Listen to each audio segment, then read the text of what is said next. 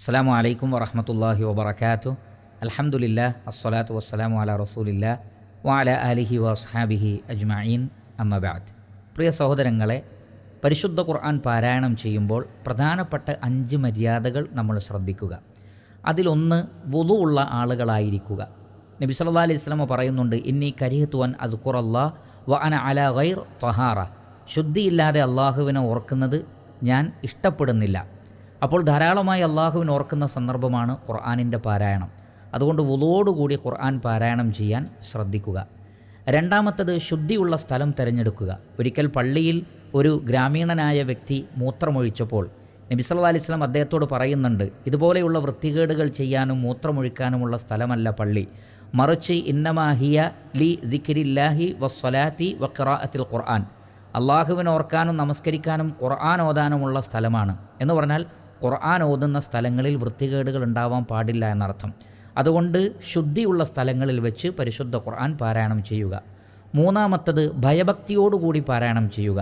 ഖുർആനിനെക്കുറിച്ച് അല്ലാഹു സുബ്ഹാനഹു വ തആല പറയുന്നത്, അല്ലാഹു നസ്സല അഹ്സനൽ ഹദീസ് കിതാബൻ മുതശാബിഹൻ മസാനി തഖ്ശഇറു മിൻഹു ജുലൂദുൽ ലദീന യഖ്ശൗന റബ്ബഹും. പരിശുദ്ധ ഖുർആൻ പാരായണം ചെയ്യുമ്പോൾ അള്ളാഹുവിനെ ഭയപ്പെടുന്ന ആളുകളുടെ തൊലികൾ അത് കാരണം വിറകൊള്ളുന്നതാണ്. അതിൽ നിന്ന് ഉലമാക്കൾ പറയുന്നത്, ഭയഭക്തിയോടുകൂടി അള്ളാഹുവിനെ ഭയപ്പെട്ടുകൊണ്ട് സ്വാധീനമുണ്ടാക്കുന്ന രൂപത്തിലുള്ള ഒരു ഖുർആൻ പാരായണമായിരിക്കണം. അതുകൊണ്ട് അർത്ഥമറിഞ്ഞ് ഭയഭക്തിയോടുകൂടി ഖുർആൻ പാരായണം ചെയ്യുക. നാലാമത്തത്, പരിശുദ്ധ ഖുർആൻ പാരായണം ചെയ്യുന്നതിന് മുമ്പ് അഊദു അതേപോലെ തന്നെ ബിസ്മി ഒക്കെ പാരായണം ചെയ്യുക. അല്ലാഹു സുബ്ഹാനഹു വ തആല പറയുന്നത്, ഫൈദാ ഖറഅതൽ ഖുർആന ഫസ്തഇദ് ബില്ലാഹി മിനശ് ശൈത്വാനിർ റജീം. നിങ്ങൾ ഖുർആൻ ഓതുമ്പോൾ ശപിക്കപ്പെട്ട പിശാചിൽ നിന്ന് അള്ളാഹുവിനോട് അഭയം തേടണം. അതേപോലെ തന്നെ ഇഖ്റ ബിസ്മി റബ്ബിക്കല്ലദീ ഖലഖ്, നിങ്ങളെ സൃഷ്ടിച്ച റബ്ബിൻ്റെ നാമത്തിൽ പാരായണം ചെയ്യണം. അപ്പോൾ അഊദു ബില്ലാഹി മിനശ് ശൈത്വാനിർ റജീം ബിസ്മില്ലാഹിർ റഹ്മാനിർ റഹീം എന്ന് പാരായണം ചെയ്തുകൊണ്ടായിരിക്കണം ഖുർആൻ ഓത്ത് ആരംഭിക്കേണ്ടത്. അതേപോലെ തന്നെ തജ്വീദോടുകൂടിയും നല്ല ഈണത്തിലും പാരായണം ചെയ്യുക. അല്ലാഹു സുബ്ഹാനഹു വ തആല പറയുന്നത്, വറത്തിലിൽ ഖുർആന തർത്തീല, പരിശുദ്ധ ഖുർആൻ സാവകാശത്തിൽ തജ്വീദിൻ്റെ നിയമങ്ങളൊക്കെ പാലിച്ചുകൊണ്ട് നല്ല ഭംഗിയായി പാരായണം ചെയ്യുക.